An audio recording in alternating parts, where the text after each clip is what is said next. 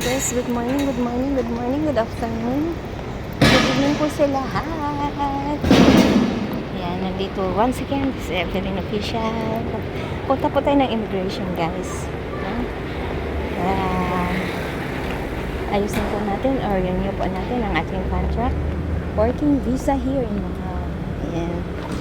Maraming salamat po again. Always saying thank you. Pasensya na guys, naglalakad tayo, magulo yung kamay ko, ano po. Ito po yung school ng aking alaga. And then sa tapat po nito is the immigration, Macau immigration. Ayan. Marami pong magagandang pasyalan dito sa Taipa guys. Ha? Next time, maipasyal or maidala ko kayo dun. Ayan, mai-vlog natin. Ayan na po yung sentro. Ayan po yung ating immigration here in Macau.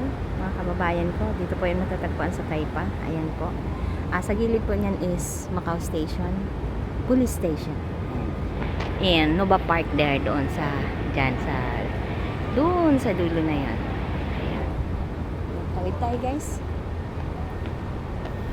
Ingat po sa pagtawid. Kailangan tatawid po sa pedestrian lane. Kasi ang penalty, naku po, ang laki ng penalty. The penalty is 500. Saan ka pa? Diba? Kulang-kulang 4K na yun guys. Ayan. Dito na tayo sa immigration. Ayan, bawal po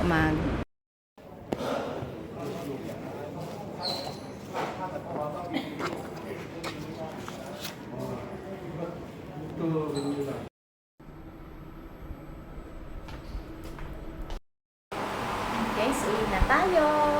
Dito tayo sa Lagay. Yes, someone. Ground floor. And bye. Thank you. So easy. Easy to renew visa here. Thank you guys. Thank you.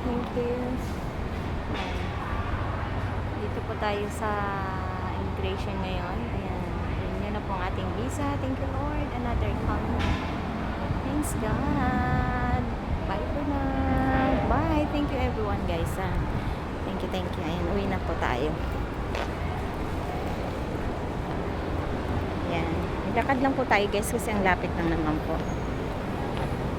Ayan, may McDonald's doon sa dulo guys. Kita nyo po, may McDonald's. McDonald's. Takot siya. Nakakover yung kanyang mukha. O diba? Kasi sometimes, minsan guys, ayaw ng mga, ayan, lalo na yung iba na ayaw na ma-expose ang kanilang mga beauty. Kaya minsan nagpapaalam tayo na kasi mahirap na. Ayan, di ba? Mahirap na po. Ito po yung palibot ng immigration here in Taipa. Ayan po yung police station here in Taipa and then the immigration. Ayan, marami po tayong mga kababayan guys, no? Ng mga nag-renew ng kanilang mga visa. Nag-renew ng kanilang mga working permit. Ayan.